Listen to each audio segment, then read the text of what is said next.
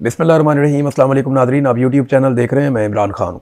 नाज़रीन, कल का एक बड़ा शानदार दिन था कश्मीर की तहरीक के हवाले से, और क्योंकि हमने बार बार अपील की थी कि लोग निकलें, बाहर आएँ, और कश्मीरियों ने जॉइंट अवामी एक्शन कमेटी ने कॉल दी हुई थी आज़ाद कश्मीर में भी और कॉल दी हुई थी बरतानिया में भी। तो बरतानिया का हाल मेरे ख्याल में आपको मैं पहले बताता हूँ, फिर आपको आज़ाद कश्मीर की सूरत हाल बताता हूँ। बरतानिया में ऐसा था कि मैंने यहाँ पे जो जर्नलिस्ट हैं उनसे बात की, उन्होंने कहा जी इतना बड़ा मुजाहरा हमने पहले नहीं देखा। यानी बहुत कम कभी ऐसा हुआ कि पाकिस्तानी या कश्मीरी इतने बड़े पैमाने पर निकले हों। यानी अगर वो कहते हैं हम टॉप के 2-3 मुजाहरे अलग करें तो ये इतना बड़ा मुजाहरा था। तादाद अलग अलग लोग अलग अलग बता रहे हैं, कोई कहते हैं 50,000 थे, कोई कहते हैं इससे बहुत ज़्यादा थे, कोई 40,000 बताते हैं, लेकिन आप लोगों की गिनती नहीं कर सकते थे। यानी जो लोग एहतजाज करने के लिए निकले थे उनका अगला सिरा कहीं और था और पीछे बहुत किलोमीटरों तक लोग फैले हुए थे। इतने बड़े पैमाने पर ख़वातीन हजरात यहाँ बरतानिया में निकले, और ये सिर्फ लंदन से नहीं थे, ये मुख्तलिफ़ शहरों से आए। मुझे लोग मिले, उनमें से कुछ लोग लूटन से आए हुए थे, बर्मिंघम से आए हुए थे, मैनचेस्टर से आए हुए थे, और बहुत सारे शहर हैं यहाँ छोटे बड़े बरतानिया में। लोग हर तरफ से आए हुए थे और लोग एहतजाज कर रहे थे। जो बात मैंने नोट की, मुझे वहाँ पे बात करने का मौका भी मिला। इंतज़ामिया का बहुत शुक्रिया मैं अदा करता हूँ कि इतने रश के बावजूद, इतने सारे लोगों के बावजूद वो ना सिर्फ मुझे बाहिफाजत लेकर गए अपने पंडाल तक बीच में, बल्कि मुझे वहाँ पे उन्होंने बात करने का मौका भी दिया। गो कि सब तक मेरी आवाज़ नहीं गई, क्योंकि उस गाड़ी के ऊपर जितना वो स्पीकर सिस्टम वगैरह लगा हुआ था पाकिस्तान हाई कमीशन के सामने, वो उतनी मैं बात कर सकता था। तो वहाँ जो लोग बात कर रहे थे मुझे वहाँ पहुँचाया गया, मुझे उन्होंने कहा जी आप भी बात करें। तो मैंने कश्मीरियों से बात की। मेरे भाई हैं, मेरे खुद जो मेरे बुज़ुर्ग हैं, जो हमारे फोर फादर्स हैं, वो बांडीपुरा से आए थे लाहौर में। आज बहुत अरसा गुजर गया। मेरे नाना और दादा ये सोचते सोचते इस दुनिया से चले गए और इंतज़ार करते करते चले गए कि एक दिन कश्मीर ज़रूर फतह होगा या आज़ाद होगा और हम अपना घर वापस जाकर देखेंगे। वो नहीं जा पाए, लेकिन उम्मीद ख़त्म नहीं हुई। वो इस उम्मीद के साथ इस दुनिया से गए थे। आज भी उम्मीद ही बाकी है कि एक दिन कश्मीर ज़रूर आज़ाद होगा और बांडीपुरा में, बाकी जगहों पे जहाँ जहाँ पे कश्मीर में कश्मीरी आए हुए हैं, वो वापस जाकर अपने रिश्तेदारों से मिलेंगे, अपने घरों को देखेंगे। अल्लाह करेगा कभी ना कभी होगा। हर रात की कोई ना कोई सवेर आती है। तो मैंने इतने बड़े पैमाने पे कभी अपने सामने यूं एहतजाज मैंने टीवी पे भी नहीं देखा, जितनी बड़ी तादाद में लोग थे। और पाकिस्तान में जो एक बयानिया बनाया जाता है, जो बार बार कहा जाता है कि ये कश्मीरी गद्दार हो गए, यानी वहाँ पे टाउट्स बैठ जाते हैं मीडिया के अंदर, हमारे अपने जर्नलिस्ट हैं, हमारे भाई हैं, वो बैठ जाते हैं, हमारे अपने कुलीग्स हैं, वो बैठ जाते हैं, वो कीड़े निकालते हैं। किसी एक आधा आदमी जिसका दिल दुखा हुआ है, आप पाकिस्तान में किसी का रिश्तेदार मार देंगे तो उसके मुंह से फूल तो नहीं झड़ेंगे। वो आपको गाली देगा ना, आपसे लड़ाई करेगा ना। वो जो आप पे गोली नहीं चला सकता, वो अपनी ज़बान से निश्तर चलाएगा ना। वो गिला करेगा, शिकवा करेगा। उस शिकवे और गिले को सुनने की बजाय आप उसके ऊपर पूरे प्रोपेगेंडा की एक इमारत खड़ी कर देते हैं। मैं कश्मीरियों के सेंटर में गया, मैं उनके बीच में खड़ा हुआ, मैंने वहाँ पे कश्मीर जिंदाबाद का नारा लगाया, उन सब ने लगाया। मैंने पूछा यार हम सब गद्दार हैं? उन्होंने कहा नहीं हम गद्दार नहीं हैं। क्या हम दुश्मन हैं पाकिस्तान के? उन्होंने कहा नहीं हम पाकिस्तान के दुश्मन। मैंने उनसे पूछा, जब मैंने जोर से बोला पाकिस्तान, तो उन सब ने कहा जिंदाबाद। जितनी मेरी आवाज़ थी उससे दुगनी आवाज़ से उन्होंने कहा, गरजदार आवाज़ से उन तमाम कश्मीरियों ने कहा कि पाकिस्तान जिंदाबाद। आप उन्हें गद्दार करार देने पे तुले हुए हैं। ऐसे ही आपने बंगालियों को गद्दार करार दिया, ऐसे ही आपने बलोचों को दीवार से लगा दिया, उन्हें गद्दार करार दे दिया। यही आपने कई कबायलियों के साथ कर दिया। गफ्फार खान के साथ यही किया गया। जितने एएनपी को एक दौर में इसी तरह रगड़ा दिया गया, मुहाजिरों के साथ यही किया गया। तो हर एक को हमने टैग किया, हर एक को हमने दीवार के साथ लगाया पाकिस्तान में। हमारी ये पॉलिसी ठीक नहीं है। आप मेरी बात का यकीन करें, मैंने वहाँ पे एक भी गद्दार नहीं देखा। मैंने एक आदमी भी ऐसा नहीं देखा जो पाकिस्तान से नफरत करता हो। मैंने एक आदमी भी ऐसा नहीं देखा जो पाकिस्तान के इदारों को तबाह करना चाहता हो। वो तो सिर्फ अपना हक मांग रहे हैं। हाँ, जिनका कोई आदमी मारा गया या कत्ल हो गया, वो चंद आवाज़ें तल्ख हो सकती हैं। आप ये ना देखें वो कह क्या रहा है, आप वजह तो देखें वो बेचारा क्यों कह रहा है। लोगों के दिल दुखे हुए हैं, उनको आपने तकलीफ दी हुई है, तो वो बेचारे रद्द-ए-अमल देते हैं। वो कोई भी पाकिस्तान को दुश्मन नहीं था। वहाँ जितने लोग मुझे मिले हैं, मैंने जब पाकिस्तान बोला तो उन्होंने जिंदाबाद कहा सारों ने। उसका मतलब आप समझिए। उन लोगों को शर्म आनी चाहिए जो ये प्रोपेगेंडा करते हैं, इस किस्म के गद्दारी के कार्ड बांटते हैं। मैंने जैसे पहले कहा आपको कि जो कुछ हुआ बंगालियों के साथ, बलोचों के साथ, क्या हम कश्मीरियों के साथ वो करना अफोर्ड कर सकते हैं? वो आज डटकर खड़े हैं। मुझे अफसोस के साथ ये कहना पड़ता है कि पाकिस्तान की रियासत ने, हमने हमेशा प्रमोट किया, हमने खबरें दी, हमने पैसा खर्च किया, अपने वसाइल खर्च किए कि इस मामले को उठाया जाए कि मकबूजा कश्मीर में इंडिया ज्यादतियां कर रहा है। हम उसे खुसूसी कवरेज देते थे। लेकिन आज तक इतने बड़े पैमाने पर लोग इंडियन हाई कमीशन के सामने नहीं गए। इतनी बड़ी तादाद में कश्मीरी कभी इंडिया के खिलाफ एहतजाज करने के लिए नहीं गए। आज से थोड़े दिन पहले पीटीवी पे खबर चलाई जा रही थी, पाकिस्तान के टीवी चैनल्स को कहा गया कि आप ये खबर चलाएं, जनेवा में भारत के खिलाफ एहतजाज हुआ है और वो कश्मीरियों ने किया है। मैंने वो कश्मीरी गिने, वो 12 लोग थे टोटल। उन 12 लोगों की खबर पे आप हेडलाइन चला रहे थे। यहां हजारों लोग निकल कर आ गए हैं। कई लोग क्लेम करते हैं, जो ज्यादा बोलते हैं वो 1 लाख की तादाद भी बोलते हैं कि इतनी बड़ी तादाद में लोग पहले कभी नहीं निकले। कम से कम भारत के खिलाफ तो कभी इतने लोग नहीं निकले थे। जरा अपने गिरबान में झांकें और पूछें कि क्या इससे आधे से आधे लोग कभी हम भारत के खिलाफ निकाल पाए? जितने लोग आज पाकिस्तानी इदारों के खिलाफ और उनके जुल्म के खिलाफ एहतजाज कर रहे हैं, और बड़े आराम से ढीले मुंह के साथ हम कह देते हैं कि ये भारत के एजेंट हैं। क्यों आप भारत को इतना बड़ा क्रेडिट दे रहे हैं? ये इतना बड़ा शो था कि इसका क्रेडिट भारत को देकर आप सरेंडर कर रहे हैं उनके सामने। भारत की ये कैपेसिटी नहीं है, उनकी ये कैपेबिलिटी नहीं है कि वो इतने बड़े पैमाने पर आजाद कश्मीर के शहरियों को निकालें पाकिस्तान के खिलाफ या पाकिस्तान के इदारों के खिलाफ या उनकी पॉलिसीज के खिलाफ। ना वो पाकिस्तान के खिलाफ है, ना इदारों के खिलाफ है। एक्चुअली तो वो पॉलिसी के खिलाफ बात करते हैं, वो अपना हक मांग रहे हैं। मैंने उनसे बात की, वो उनको 12 सीटें उनके दिमाग में फंस गई हैं।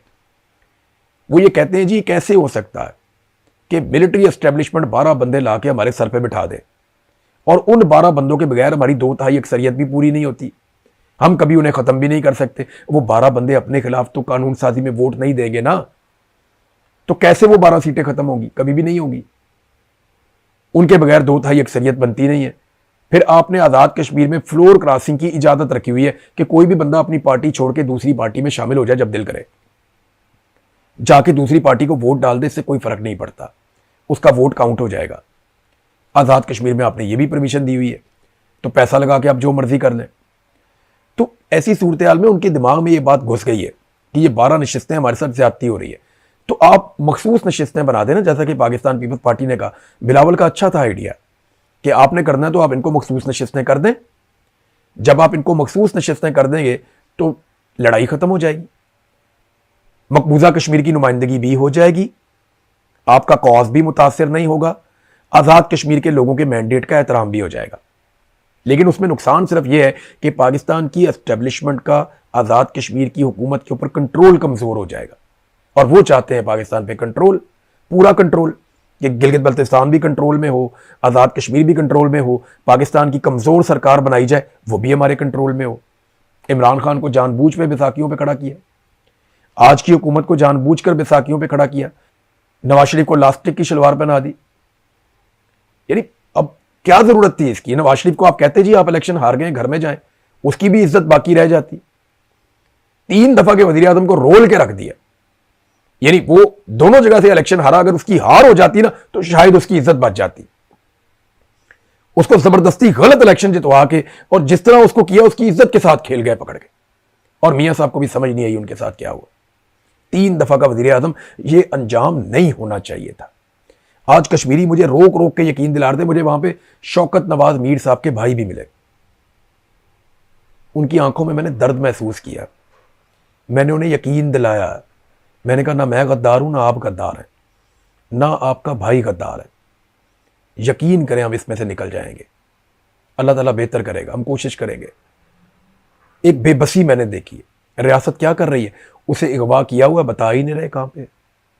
वीडियोज आ चुकी हैं कि उसको पकड़ कर लेकर गए लॉ इन्फोर्समेंट वाले, कोई मानता ही नहीं है, किसी अदालत में उसे पेश ही नहीं किया गया। ये कहां का इंसाफ है, कहां का कानून है?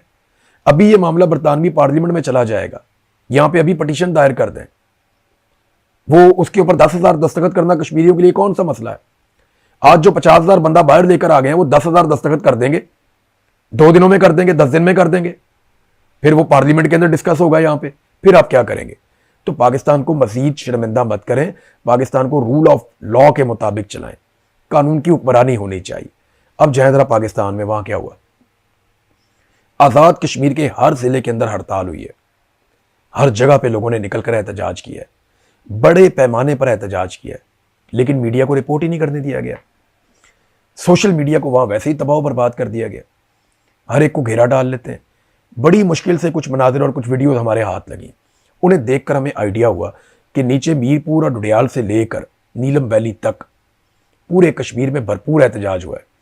रावला कोट में जो एहतजाज हो रहा था उसकी तादाद दुगनी से ज्यादा हो गई, यानी पूरे पूरे घर के अंदर कोई नहीं था, सारे के सारे लोग निकलकर एहतजाज में पहुंच गए। आपको यह नजर नहीं आ रहा? आप वहां पे इलेक्शन करवा रहे हैं जाली किस्म का, आप कुछ और सोच रहे हैं, पाकिस्तानी कुछ और सोच रहे हैं, आप कुछ और कर रहे हैं, कश्मीरी कुछ और कर रहे हैं। फॉर गॉड से एक लम्हे के लिए अपनी जात से बाहर निकलकर पाकिस्तान का और कश्मीरियों का सोचें। ये नफरत फैलती चली जा रही है, ये फैलती चली जाएगी। ये गद्दारियों के कार्ड और गद्दारियों के सर्टिफिकेट जो आप बांट रहे हैं, ये कल को आपसे जो फसल आपने बोई है नहीं काटी जाएगी, मुसीबत बन जाएगी। ना मैं गद्दार हूं, ना मैं तुम में से किसी को गद्दार कहता हूं। गद्दार सिर्फ वही है जिसने आईन तोड़ा है, गद्दार सिर्फ वही है जो अपने हलफ की पासदारी नहीं करता, गद्दार सिर्फ वही है जो पाकिस्तानियों पे बंदूक चलाता है, पाकिस्तानियों से टैक्स लेता है। पाकिस्तानी गद्दार नहीं हो सकते पूरी दुनिया में। इंडिया में गद्दार खत्म हो गए, बांग्लादेश में गद्दार खत्म हो गए, अमेरिका में गद्दार खत्म हो गए, बर्तानिया में गद्दार खत्म हो गए, यूरोप पूरे के अंदर गद्दार खत्म हो गए। सिर्फ पाकिस्तान ही एक मुल्क बचा है जहां पे अभी गद्दार है। दुनिया में कहीं ये कार्ड इस तरह नहीं खेला जाता जिस तरह पाकिस्तान में खेला जाता है। कभी मजहब कार्ड है, कभी गद्दारी का कार्ड है, कभी करप्शन का कार्ड है, कभी कोई फैमिली का कार्ड है, कभी कोई निजी जिंदगी की वीडियोस हैं। ये क्या चल रहा है? ऐसे मुल्क चलता है? इस नफरत के साथ एक दुकान नहीं चलती जिसके साथ आप मुल्क चलाने की कोशिश कर रहे हैं। बहरहाल कश्मीरियों ने बड़े पैमाने पर एहतजाज किया, एक कश्मीरी शहीद हुआ जो अब तक रिपोर्ट हुआ है, BBC ने इसको कंफर्म भी कर दिया है। तो मैं आपको एक दफा फिर बताऊं कि कश्मीरियों ने आज पाकिस्तान जिंदाबाद कहा है, वो कहते हैं बार बार। आप इस मौके से फायदा उठाइए। मैं उनके गढ़ में, उनके बीच में खड़ा होकर पाकिस्तान जिंदाबाद का नारा लगा कर आया हूं। और क्या चाहिए आपको? और क्या चाहिए? अभी भी गद्दार हैं वो लोग। वो गद्दार नहीं है, वो आपसे बड़े और आपसे ज्यादा मुहिब्बे वतन है। उन्होंने अपने सीनों पे गोलियां खाई हैं, उन्होंने रेस्क्यू किया हमारे जवानों को, उन्होंने हमेशा हमें सर आंखों पे बिठाया। लेकिन हम उन्हें क्या दे रहे हैं? वो मांग क्या रहे हैं? छोटे छोटे मुतालबात हैं और वो ये कहते हैं हमारा मैंडेट हमें दे दें आप। और हमने जिद पकड़ी हुई कि नहीं, हम फैसले करेंगे बंद कमरों में। ऐसे मुल्क नहीं चलेगा, ऐसे कश्मीर भी नहीं चलेगा। आप कर रहे हैं ना तजर्बा, करके देख लें। जो आपने पाकिस्तान के साथ किया वही आप बलूचिस्तान और कश्मीर के साथ भी करने जा रहे हैं। अब नाजरीन आप आ जाएं एक और चीज़ पे, रज़ा डार वाला केस जिसको हम बार बार डिस्कस कर रहे हैं, इसहाक डार के नवासे वाला। उसमें चंद बड़े इंपॉर्टेंट क्वेश्चंस पैदा हो गए। DIG ने प्रेस कॉन्फ्रेंस की, उसके ऊपर सहाफ़ी बहुत भड़क गए। सहाफ़ियों के अपने ज़ाती मामलात भी थे, क्योंकि आपको पता है पुलिस को इतनी अल्टीमेट पावर्स दे दी गई हैं कि वो सहाफ़ियों की नौकरियां ही खा जाते हैं। हालात बड़े खौफनाक हैं वहाँ लाहौर में। तो उसमें जो है वो सहाफ़ियों की शिकायत तो अपनी जगह पे, लेकिन चंद सवालात बड़े इंपॉर्टेंट है। नंबर 1, रज़ा डार को पुलिस के आने से पहले किसने इतला दी कि वो लड़कियों को लेके वहां से निकल गया?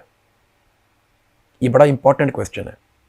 आप रज़ा डार का फ़ोन लें, उसकी CDR चेक करें, उसका रिकॉर्ड चेक करें और बताएं हमें कि रज़ा डार को उस वक्त वहाँ से लड़कियाँ निकालने का मशवरा किसने दिया और वो क्यों वहाँ से लड़कियों को लेकर भागा। और जब पुलिस उस घर में पहुंची तो वो घर खाली क्यों था? किसने उन्हें आगाह किया कि पुलिस आने वाली है? बहुत इंपॉर्टेंट क्वेश्चन है। अभी सिर्फ 2 सवाल उठा रहा हूँ, बाकी सवाल हम बाद में करते रहेंगे इस पे। दूसरा सवाल ये है कि पुलिस को इस बात की ज़रूरत क्यों महसूस हुई कि फिल्टर हाउस जहाँ पे रज़ा की गाड़ी का एक्सीडेंट हुआ और लड़कियाँ गाड़ी से भाग गईं, उस जगह के और उसके आसपास की तमाम CCTV फुटेज उठाकर पुलिस गायब करके ले गई? पुलिस को इस चीज़ की ज़रूरत क्यों पड़ी? दूसरा इंपॉर्टेंट क्वेश्चन ये है। अब ये कहेंगे जी मैं तहकीकात के लिए ज़रूरत थी। तहकीकात के लिए तो जहाँ गाड़ी लगी है एक कैमरा भी बहुत था, आपने आसपास के सारे कैमरों की फुटेज गायब की। आप इस वकूए को छुपाना चाहते थे और इसीलिए आपने एक दूसरा वकूआ बयान किया कि हमने तो इनको बाजियाब करवाया। बाजियाब करवाना एक अलग कहानी होती है। लोगों ने आपको 15 पे कॉल किया, आप वहाँ पे पहुँचे और लड़कियाँ आपके हवाले उन पाकिस्तानियों ने की जिनके सामने वो खुद जान बचाकर आ गई थी। ये बिल्कुल एक अलग कहानी है। लड़कियों ने अपने आप को खुद बाजियाब करवाया और वो एक एक्सीडेंट के नतीजे में हुआ। नाज़रीन, आपको याद होगा कि इस पे हम बात करते रहेंगे। अमेरिका में डॉक्टरों की एक तंजीम थी, उन्होंने बड़े शानदार तरीके से हमेशा इमरान खान साहब के हक़ के लिए आवाज़ उठाई थी। वो हमेशा ये कहते थे कि हम आवाज़ उठाएंगे, हम जोर लगाएंगे। उन्होंने बड़ी कोशिश की, पाकिस्तान में आकर कोशिश की, पाकिस्तान से बाहर कोशिश की, बड़ी लॉबिंग की, बड़ा जोर लगाया, बहुत बड़े बड़े एहतजाज किए, अपनी जेब से लोगों ने पैसा खर्च किया। तो बड़ी कोशिश की उन ओवरसीज़ पाकिस्तानियों ने, डॉक्टर्स ने, अपना उनकी तंजीम है, कमाल उन्होंने काम किया था। ऐसा लगता है कि शायद वो लोग थकना शुरू हो गए हैं। मेरी जिन डॉक्टर से बात होती है ना, तो वो आज भी वो कॉज के साथ खड़े हैं। वो ये कहते हैं कि पाकिस्तान में रूल ऑफ लॉ होना चाहिए, इमरान खान के साथ जो जुल्म और ज़्यादती हो रही है वो ख़त्म होनी चाहिए। लेकिन मैंने देखा कि तंजीम की जो सरबराही है वहाँ पे अब बहुत दबाव शायद बढ़ गया है। शायद एस्टेब्लिशमेंट का इतना दबाव है कि वो इमरान खान का चेहरा भी नहीं लगा पाए। एक 92 के वर्ल्ड कप पे इमरान खान का एक फ़ोटो लगाया, लेकिन उनका बीच में से चेहरा गायब कर दिया। अब ये प्रेशर की अलामत है और निशानी है।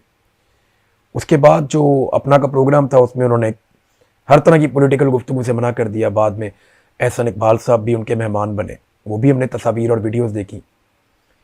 तो अब ना वहाँ पे काफ़ी डिवीज़न पैदा हो गई।